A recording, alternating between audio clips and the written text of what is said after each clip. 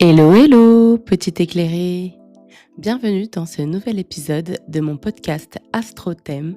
Ce podcast que tu vas adorer parce que tu vas apprendre énormément de choses sur l'astrologie et le business.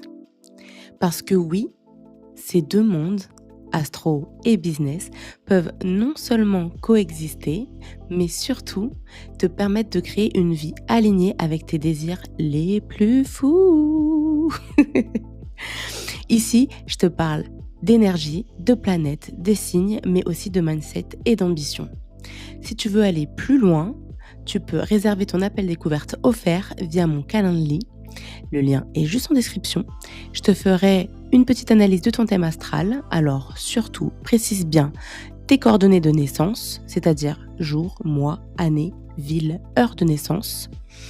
Allez, trêve d'introduction, installe-toi confortablement, respire un bon coup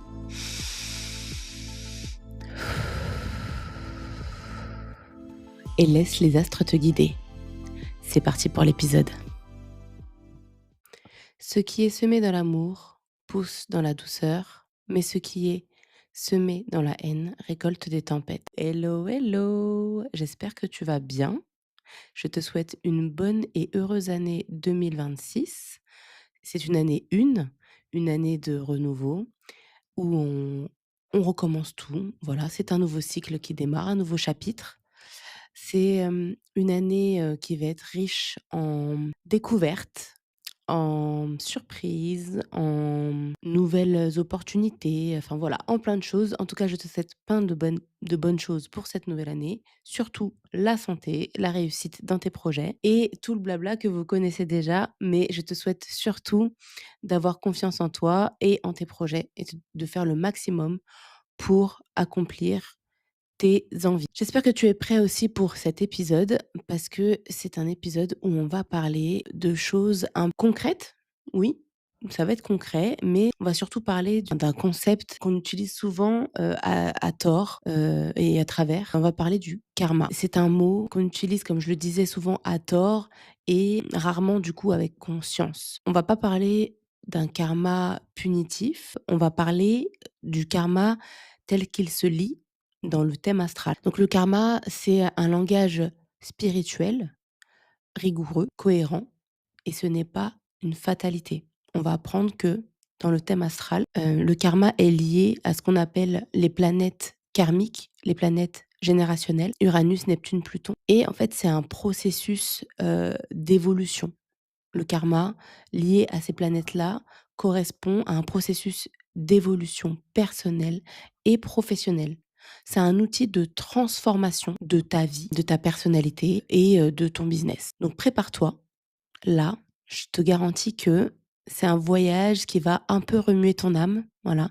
Parce que, comme je le disais, c'est un concept qu'on utilise un peu à tort et on ne connaît pas vraiment ce que c'est, à quoi ça sert, comment on peut modifier, ce karma et c'est aussi un concept qui peut faire évoluer ton mindset et peut-être même ton chiffre d'affaires. Oui, parce qu'on parle de karma qui est lié du coup, comme je te disais, aux planètes karmiques, Uranus, Neptune, Pluton et vous savez déjà, je vous ai déjà parlé de Pluton. Pluton est lié à nos traumas.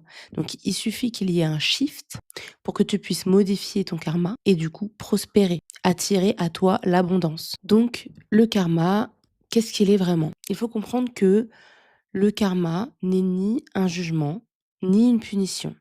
C'est une dynamique énergétique, un retour d'expérience. C'est comme un miroir, voilà, de ce que ta conscience crée dans le monde. C'est un système cohérent, comme l'univers, comme ton thème, et du coup, il obéit à une certaine logique. Le karma personnel, c'est le choix que tu fais. C'est le choix que ton âme incarnée fait en conscience. C'est tes paroles, tes actions, tes intentions, tes pensées. Même les petits pics passifs-agressifs, c'est intégré dans ton karma. Le karma collectif, parce que oui, il y a un karma, personnel, donc qui est propre à nous et un karma collectif qui, concerne toute une génération, voire même plusieurs générations. Le karma, c'est les valises que tu portes avec ta génération. et qui se lie dans Uranus, Neptune et Pluton, les planètes karmiques dont je te parlais précédemment. C'est l'héritage en fait des mouvements sociétaux, des croyances culturelles et des mémoires de ce groupe, de la génération. Mais ce qu'il faut garder en tête, ce qui est important de savoir, c'est que rien n'est fataliste. Même si ce sont des croyances, heu, des mouvements, qui existent depuis des générations et des générations, ça ne veut pas dire que c'est figé, que ça reste là. Tu peux le modifier. Tu peux faire en sorte de changer la trajectoire de ton karma. Donc comme je disais, il y a rien de fataliste là-dedans. C'est pas, une chaîne, c'est pas figé, voilà. C'est une invitation à briser des cycles, justement, à choisir différemment et à augmenter ta vibration. C'est possible de le faire. Je vais te prendre, 2 petits exemples. On va prendre l'exemple de, Myriam et Tristan. Ils sont ensemble depuis un certain nombre d'années et puis, vient le moment de la séparation. Tristan, il malmène un petit peu Myriam, il la met dehors, il coupe les ponts du jour au lendemain, voilà, il fait un peu des choses qui sont pas, très gentilles, très saines et face à ça, Myriam, elle a 3 options. C'est sa scène karmique, en fait, qui s'ouvre devant elle comme un théâtre et elle doit choisir. La première option, la plus facile, je dirais, la vengeance. Si elle fait ça, elle alimente le cycle. Deuxième choix, la lutte. Elle se bat, elle s'épuise, elle s'accroche. C'est pas facile, mais c'est déjà mieux que la première option. Troisième option, la libération, la moins facile. Elle part avec dignité en interrompant le programme karmique. Elle coupe la chaîne. Elle n'alimente pas le cycle. Myriam, contre toute attente, choisit l'option 3. Ça ne veut pas dire qu'elle fuit. Choisir la libération, ce n'est pas fuir. C'est justement la volonté de couper le cycle, de ne pas l'alimenter, pour pas que les générations futures traînent ce bagage que nous avons déjà. C'est un choix et un choix conscient, conscient et délibéré et réfléchi que de couper le cycle. C'est une évolution karmique. Myriam, en faisant ça, elle choisit de créer un alignement énergétique. Et dans le business et dans sa vie personnelle, elle va être du coup plus magnétique. Elle va attirer plus de choses à elle, qui vont lui apporter et qui vont lui apprendre beaucoup de choses. Elle va attirer des opportunités, elle va attirer l'abondance, elle va prendre des décisions stratégiques sans être brouillée par son ego, puisque justement, son ego n'est pas blessé, vu qu'elle a choisi de se libérer d'un poids karmique, vu qu'elle a choisi de ne pas alimenter le cycle, vu qu'elle a choisi de shifter justement. Un autre exemple, il y a Frédéric qui dans son travail a un collègue qui le malmène un peu. Et voilà, ils sont dans un petit groupe, un petit open space et il y a, comment on va l'appeler? Je suis en train de chercher des noms là. Il y a, Monique qui tout le temps, le rabaisse sur son travail, et l'une des réponses que pourrait avoir Frédéric, c'est c'est d'être méchant, avec Monique. Mais maintenant, si Frédéric choisit de ne pas répondre aux attaques de Monique, il ne crée pas de mauvais karma. Il n'alimente pas, un schéma, un cycle de vengeance et c'est ça qui fait que Frédéric va attirer à lui que des bonnes choses, que des bonnes opportunités. C'est lui, au final, qui va avoir, l'augmentation. C'est lui, au final, qui va avoir, qui va upgrader dans son travail. C'est pas Monique. Toutes les actions, toutes les pensées, toutes les intentions ont des conséquences et personne n'échappe à ces conséquences. Personne n'échappe au karma. Absolument personne. C'est pour ça que je vous dis qu'il est important de mesurer ses actions. Il est important de mesurer ses paroles, il est important de mesurer ses pensées, il est important de mesurer ses intentions. Car les planètes karmiques liées au karma sont comme des boîtes, des caisses enregistreuses. Elles enregistrent tout, elles gardent tout en mémoire. Et après, ça fait comme un boomerang. Ça vous revient en pleine face. Donc il faut faire très attention à tout ce qu'on fait et à ne pas être mal intentionné finalement. Là, on va parler des planètes karmiques, donc Uranus, Neptune, Pluton. Ce sont des planètes, qui sont partagées, comme je vous disais tout à l'heure, par une génération. Voilà, ce sont les moteurs des grands cycles, en fait. Elles ont des grands, grands cycles. Donc c'est ce qui fait qu'elles ont moins d'influence sur l'individu, sur la personnalité, sur la conscience et la perception que tu peux avoir de toi-même. C'est pas comme, le Soleil, Mercure, Vénus qui sont, elles, des planètes personnelles. Là, ce sont des planètes karmiques générationnelles, partagées par plusieurs générations. Donc c'est pas grâce à ces planètes-là que tu vas forger ta personnalité. Là, vraiment, c'est voilà, c'est des planètes, générationnelles, karmiques, partagées par un grand nombre de personnes. OK, pas personnel du tout. On va commencer par Uranus. Alors, c'est une planète liée à la faculté critique et disruptive. Les mots-clés qu'on peut y associer sont innovation, technologie, critique des règles, radicalité, dissonance cognitive. Il faut savoir que les personnes qui ont, Uranus en haut de leur thème ou dans une maison angulaire, donc maison 1, maison 4, maison 7, maison 10, ont souvent une pensée critique très développée. Ils n'ont pas de mal, à voir et à accepter les contradictions. C'est souvent le cas des journalistes ou des politiques. Trump, par exemple, a, Uranus dans la maison 10. Je vous parle de Trump parce que je suis en train de préparer, un épisode, qui parle de ce beau personnage. En business, Uranus montre où tu dois te différencier, où tu dois créer un positionnement unique. Neptune, c'est une planète liée à la faculté intuitive. Donc les mots-clés qu'on peut y associer sont imagination, intuition, inconscient collectif. C'est plutôt notre capacité à intégrer en nous l'inconscient collectif. Spiritualité, sacrifice de soi. En business, si Neptune est fort, tu peux capter les tendances, les courants, les vibes, mais aussi, faire très attention, tu peux te perdre dans la comparaison. Donc c'est la planète du, branding intuitif, du message inspirant, si tu restes ancré. Pluton. Pluton, c'est la faculté protectrice, destructrice. Donc les mots-clés qu'on peut y associer sont karma, vulnérabilité, peur, jeu de pouvoir, prise de risque, tabou et trauma. Je vous ai souvent dit dans les épisodes précédents, que la planète associée au trauma, c'est Pluton. Pluton, c'est notre, capacité à nous auto-détruire et à nous régénérer. Ça représente le travail sur nous-mêmes pour devenir une autre personne. Donc en business, Pluton montre, tes enjeux, tes croyances limitantes, voilà, tes blocages. Ça peut être lié à ton rapport à l'argent, à ton rapport à la visibilité, surtout si tu as Pluton en maison 11 ou en maison 10. Ton rapport, au contrôle, ton rapport, à la confiance, c'est aussi la planète du pouvoir personnel. Donc Pluton, c'est ce qui fait passer un entrepreneur de la survie à l'influence.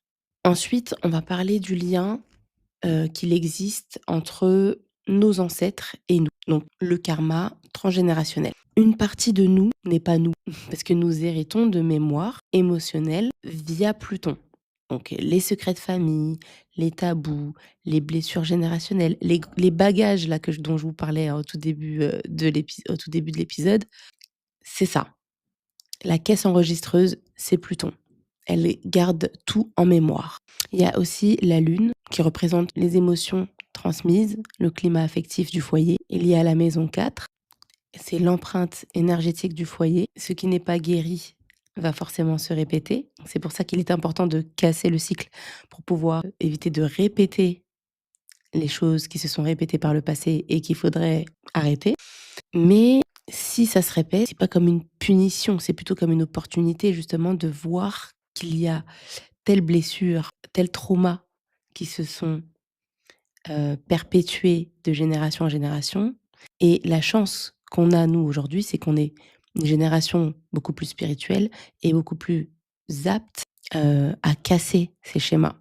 Avant, enfin moi je sais que je connais personne, dans ma famille qui s'est dit, qu'un jour il fallait, cesser, tel ou tel schéma. Je sais même pas si, ils savent ce que c'est. Mais, voilà, aujourd'hui, on a cette, opportunité-là, cette vision, cette clarté par rapport au trauma générationnel et par rapport aux blessures qu'on porte depuis des générations et des générations et qu'on a l'opportunité de casser. En business, si ta lignée a connu la pénurie, la peur du manque, la fragilité économique, Tu vas peut-être avoir du mal à fixer tes prix ou à assumer ton ambition ou à te sentir légitime, mais tu n'es pas bloqué. Tu es justement le maillon de la chaîne qui va permettre cette transmutation. Petit exercice que tu peux faire chez toi, tu peux noter une peur qui semble revenir dans la famille. Par exemple, je sais pas, une peur qui revient assez fréquemment, la peur de l'argent, la peur de manquer d'argent et demande-toi: «Et si j'étais la personne venue briser ce cycle?» Comment tu ferais? Qu'est-ce que tu peux faire pour briser ce cycle? Quelle est ta mission à toi? L'impact de nos actions sur nos descendants. Ça, c'est fort aussi. Parce que quand tu fais des enfants, tu ne transmets pas que ton ADN. Tu transmets aussi ta vibration, ta façon d'agir, ton rapport à la vie. En astrologie, ça se lit dans la maison 4, comme on en a déjà parlé. Donc, c'est l'empreinte familiale. La lune, c'est ta mémoire émotionnelle. Pluton, c'est l'héritage karmique. En business, si tu montres à ton enfant que tu prends soin de tes limites, tu assumes tes ambitions, tu choisis des projets alignés, là, tu lui transmets un modèle émotionnel sain. Chaque guérison personnelle correspond à un héritage spirituel. Moi, par exemple, je veux trop que mon fils prenne le meilleur, mais le meilleur de ce qu'il aurait pu voir de moi. Je veux qu'il se dise, «Oh maman, c'est la meilleure, parce que, heu, elle a réussi à vaincre ses peurs, elle a modifié sa trajectoire, alors que sa vie semblait, toute tracée, vu qu'elle vient d'une famille modeste». Je veux qu'il prenne ce qu'il a à prendre et qu'il adapte tout ça à son chemin de vie. Parce que je veux justement qu'il prenne conscience de son pouvoir de transmutation. Parce qu'on ne fait pas, tous les choses bien et ce que je fais, même si c'est bien, ce sera peut-être pas adapté à son chemin à lui. Donc qu'il prenne ce qu'il y a à prendre et qu'il l'adapte pour lui, pour sa vie à lui. Et c'est pour ça que c'est à nous de montrer déjà l'exemple, qu'on prend soin de, de briser les chaînes qui doivent être brisées. Donc, un petit exercice. Comment équilibrer ton karma au quotidien? Et surtout, parce qu'on est là pour ça, dans ce podcast, dans ton business. En un, tu identifies les cycles répétitifs. Donc, les relations, les clients toxiques, l'épuisement, la procrastination, l'autosabotage, toujours le même schéma. Donc, un même schéma correspond à un message karmique. 2, change ta réponse. Le karma change quand toi tu changes. C'est-à-dire qu'au lieu de répondre comme avec l'exemple de Myriam et Tristan, au lieu de répondre par de la vengeance, on répond par de la libération. Là, c'est pareil, tu dois changer la réponse. 3, pratique l'hygiène énergétique, ça c'est super important. Pratique l'écriture. Et je l'ai déjà dit beaucoup trop de fois dans ce podcast, écrire, c'est salvateur, c'est libérateur. Le pardon, pratique le pardon, très important. Des fois, on se dit: «Non, là, c'est trop, je peux pas pardonner ça». Pardonne. Si tu ne le fais pas pour la personne, fais-le pour toi. Pratique la méditation, visualisation. À force de visualiser, tu auras une trajectoire, tu auras un but et ne t'inquiète pas que l'univers fera tout pour réaliser cette visualisation. Arrête de stocker. Tu n'es pas un disque dur émotionnel, d'accord? Libère-toi. La méditation va t'aider à te libérer. 4, travaille avec Uranus, Neptune, Pluton. Observe-les dans ton thème. Je t'ai déjà expliqué comment faire pour regarder ton thème astral. Donc regarde-les dans ton thème. Elles te parlent de ton chemin de libération. Tu regardes dans quelle maison se trouvent Uranus, Neptune et Pluton et elles vont te parler. Si jamais, tu as du mal avec ça, n'oublie pas que je suis là. Tu peux m'envoyer un petit DM, sur Instagram. Toutes, les infos sont en description. Et si tu veux aller plus loin, n'oublie pas que je suis coach et que je peux t'emmener à réaliser ta visualisation. 5, choisis la lumière, la gratitude, l'honnêteté, la douceur, la cohérence dans toutes tes réponses, dans toutes tes pensées, dans toutes tes actions, dans toutes tes intentions. C'est ça que tu dois choisir. C'est littéralement la meilleure stratégie. En business, plus tu vibres juste et plus tu deviens un leader magnétique, plus les opportunités vont te trouver, plus les clients vont être alignés avec toi, avec ton business, plus tu auras de collaboration. Le karma, c'est aussi le marketing énergétique. Pour conclure cet épisode, le karma, ce n'est pas un piège. Il ne faut pas le voir comme tel. Il ne faut pas le voir comme quelque chose de mauvais. Souvent, on l'utilise très mal. Je sais pas moi, on va voir quelqu'un marcher dans la rue, puis d'un coup, il va tomber. Ah, karma. Non, pas forcément. Le karma, c'est pas un piège. C'est pas forcément. Il faut pas que ce soit mal vu. C'est pas le but. C'est, un processus d'apprentissage. C'est un, système pédagogique. Heu, Tout est là pour te ramener vers la conscience. Fait que faut que tu prennes conscience que tu as un karma qui va dans un sens et que tu dois shifter ce sens peut-être. Tout est là pour te ramener vers plus de conscience, de liberté, d'amour et d'abondance. Mais il ne faut pas oublier, il faut vraiment que tu gardes ça en tête.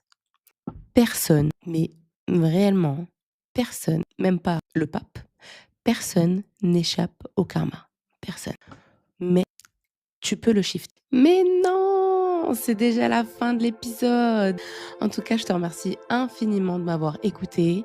Dis-moi en commentaire ce que tu en as pensé. J'adore te lire et je réponds absolument à tout le monde. Si tu veux aller plus loin, tu peux réserver ton appel découverte offert via mon calendrier. Le lien est juste en description. Tu peux aussi télécharger ton audit astrologique gratuit. C'est un vrai petit bilan de santé de tes planètes pour mieux comprendre ton énergie du moment.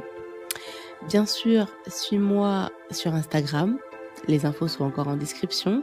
Laisse-moi une jolie note sur la plateforme que tu utilises. Et si tu veux soutenir le podcast, partage-le autour de toi. Quant à moi, je te retrouve très vite pour un nouvel épisode. D'ici là, prends soin de toi et autorise-toi à briller. Mais non, c'est déjà la fin de l'épisode. En tout cas, je te remercie infiniment de m'avoir écouté. Dis-moi en commentaire ce que tu en as pensé. J'adore te lire et je réponds absolument à tout le monde. Si tu veux aller plus loin, tu peux réserver ton appel découverte offert via mon calendrier. Le lien est juste en description. Tu peux aussi télécharger ton audit astrologique gratuit. C'est un vrai petit bilan de santé de tes planètes pour mieux comprendre ton énergie du moment. Bien sûr, suis-moi sur Instagram. Les infos sont encore en description. Laisse-moi une jolie note sur la plateforme que tu utilises. Et si tu veux soutenir le podcast, partage-le autour de toi. Quant à moi, je te retrouve très vite pour un nouvel épisode. D'ici là, prends soin de toi et autorise-toi à briller.